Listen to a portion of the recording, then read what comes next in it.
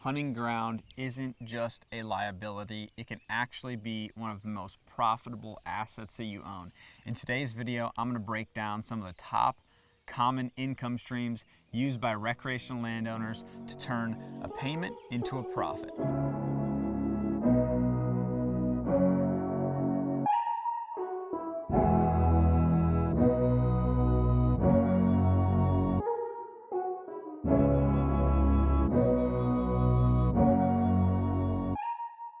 My name's Riley and I'm with KILOTERRA.Land Group. Not all farms or hunting farms are created equal. Some are going to cost you money, some are going to help you cover payments, and some can actually help you turn a profit. Right now I'm on a 326 acre parcel located in south central Iowa. This farm has a healthy mix of row crop, timber, CRP, hay. It's kind of got everything. It's a very diverse mix of income potential. Row crop income is probably the most common income stream that you're going to see as a recreational landowner, especially here in Iowa. So many farms that you buy have a little or a lot of row crop, kind of depending on your area, and then at the end of the day, what property you purchase. Very commonly, there are two different ways that you're going to make income off of row crop that you have on your hunting property. That is either going to be cash rent or crop sharing. On this particular property, we cash rent.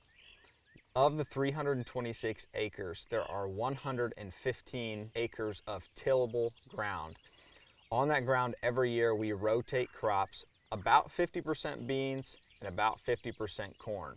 Now, when you're looking at a cash rent system, it's probably the most straightforward of the income you can make on row crop. It's a simple transaction. Typically, you'll have a contract with a local farmer. What you're going to do is you'll assess your ground based on your CSR rating, and you're going to assign a price per acre to that ground to farm. On this particular property, we're sitting right around the $250 per acre mark. So we have 115 acres of tillable at about $250 an acre. That's $28,750 in income a year without really touching anything. All I'm providing to the farmer is the land and the ability and right to farm it. In a cash rent scenario, you're not sharing equipment expenses or maintenance, seed, fertilizer, anything of that nature like you would in a crop share program. In a crop share, typically what's going to happen is you're going to split expenses and split profits 50-50. So if I have my 115 acres of tillable and it costs $150 per acre in inputs, me and the farmer are going to split those 50-50. I'm going to cover things like the payment, property taxes. Very typically, he's going to cover things like equipment maintenance, fuel, and labor. After we incur the revenue from the sale of our crop each year, we'll look at what we made and what we spent, and we'll split that 50-50 or 60-40. It really depends on your specific scenario, but the idea is that you have a little more upside if crop prices go up, but you have a little more potential downside if prices go down. Both cash rent and crop share, neither one of them is a bad idea. They're both very good and they're both solid ways to consistently create income on your hunting property. Now, like I said, row crop income is probably the most consistent form of income you can get. There's always going to be farmers who are interested in it. Your price can fluctuate depending on the person, but it's a very dependable source of income for your farm. The next that we're going to talk about is also a very common one, CRP, or the Conservation Reserve Program. So CRP is also a very common program that recreational landowners will enroll in. This is a government program, and the basic premise of it is they are asking you and allowing you to set aside a portion of your ground to be reserved for natural wildlife. It's going to come up natural forbs and grasses, and because you're setting aside that land and you're choosing to not till it or put row crop on it or hay or anything like that, they're going to pay you what they deem fair, which is typically close to what you can cash rent. That's going to totally depend on the quality of your ground, where you're at in the state, and the program that you get enrolled in. On this farm in specific, we had 45 acres previously enrolled in a CRP program. That contract's now expired, but when it was in force, we were making $225 per acre enrolled in CRP. And that brings our income on just the CRP, not ground we're working, to a little over $10,000 annually. Now, CRP is obviously, it's different than row crop income. We're not working the ground. Now, you do have to maintain it. You have to have regular burns. You have to keep invasives and trees out. You need to keep it as natural as possible with those wild grasses to support native wildlife. But this is an awesome, and like I said, very common option for landowners who maybe don't want to deal with farmers, or who don't want to have people on their property moving deer around. Maybe you want to create a little more habitat and bedding cover for your deer. This is a very standard and very solid option. The contract lengths on CRP can vary. Like I said, this farm is expired. You could have a 5-year or a 10-year. It really depends. But it's nice because once you set it up, you know for 5 years or 10 years or however long, your annual payment. On this farm, it was about $10,000. So I knew that we could count on there being $10,000 in income minimum, along with our row crop, that we could count on every year to help us cover payments on this 326 acres. The third income stream that we're going to talk about today is a little more difficult to evaluate, and that is timber value. This farm is full of mature black walnut trees. We have not harvested any, but years ago we had a forester come out and evaluate the timber stand.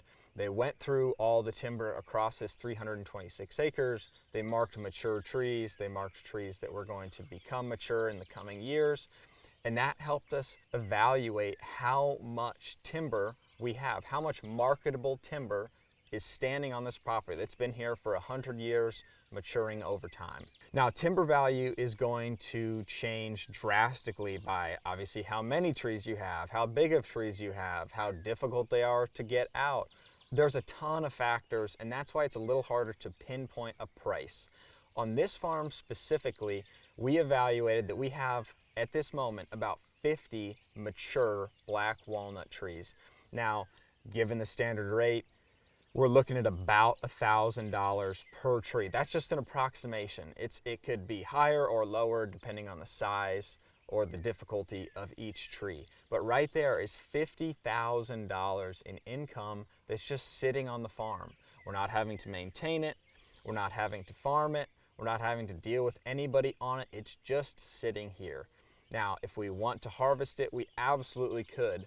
That's going to come with some work to do. Obviously, we're going to have to come in. We're going to have to bring in equipment to saw and haul those logs off. We're going to have to get them to a mill, either sell them there or get them processed to sell later. So it's a little more intensive of a process, but there can be some serious financial benefit if that's something you're interested in.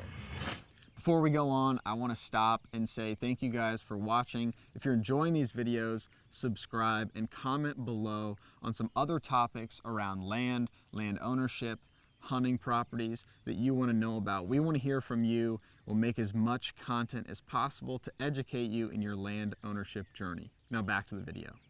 So the next income stream that we're going to talk about is somewhat related to row crop and how it works, but it's not as common, and that's hay production. Now, with hay production, a lot of times you'll have marketable ground. A farmer will come to you, say, hey, I want to get hay off this, and they will pay you per acre. Very similar to row crop, very similar to the cash rent scenario. Now, you can do hay by yourself. You're going to need a little more equipment, you're going to need some time, and you're going to need some elbow grease to get that cut and get that baled every year. But it's a very marketable product. Hay is priced per ton. On a farm like this, we have about 20 acres of hay ground that produces about 50 tons of hay annually. Now, market prices on hay can vary depending on whether it's a drought year or a wet year, and the quality and the contents of your hay. But on this farm, we average about $150 per ton of hay. 50 tons, $150 per ton. We're looking at about $7,500 in income off of the 20 acres of hay that we produce on this farm every year. If you were looking at it as a cash rent scenario, and let's say we're just doing the same thing as our row crop, we could do 20 acres at $250 an acre, and that is going to bring us to $5,000. So there is a little price difference if you're selling the hay versus your cash renting it. If you're cash renting it, there's going to be quite a bit less work on your end. If you're doing it yourself, there's more work but higher profits. So you can go either way, depending on what you want to do. If you want a little more work, you can make a little more money. If you want hands-off approach, you can still make consistent income every year from local farmers, and maybe even the same farmer that is farming your row crop. The last income stream that we're going to talk about is a little more tailored on the investor side of land ownership around a recreational or a hunting property. That is hunting leases. Obviously, if you are a hunter, leasing your property out to another hunter wouldn't be very advantageous. Sure, you could make a little money, but you would essentially forfeit the rights to be hunting that property every year. More than likely, that's the reason you bought it, so it doesn't necessarily apply to you. But from an investor standpoint, it makes a lot of sense. Hunters are willing to pay every year to hunt your ground, and they're willing to pay a good margin. On a property like this with 326 acres, now a good amount of it is row crop, a good amount of it is hay. There's not a ton of timber to hunt animals on with how the farm is structured. Now, there is right on the neighbors. It's been a very good hunting farm over the years. We can lease this for about $6,000 a year. That income is going to come with very little effort. It's a little paperwork and some legal stuff in the beginning, setting the terms of the lease. Other than that, it's very hands-off, and it's an extra income stream you can make as an investor. When you add all those up, you're making a solid return. You might even be covering your payments on the ground, depending on how much you bought it for, interest rate, how much you put down, things like that. So we're evaluating a property as a whole. That's kind of the whole idea of this video, is to show you multiple income streams can come off of one single property. Of this 326 acres, we'll recap. We have row crop, which is in a cash rent program. We have the ability to do CRP. That's an annual payment from the government. We have hay, very similar to cash rent. And then we have the potential for harvesting timber and the potential for running a hunting lease, depending on what we want to do with it. When you add all those up, that's a substantial amount of money every year. Hunting land doesn't just have to be a liability. Like I said, you can stack income streams on properties like this and make it one of the most enjoyable and possibly profitable assets that you own. If you need help finding a property or learning more about the land ownership process, I urge you to go check out KILOTERRA.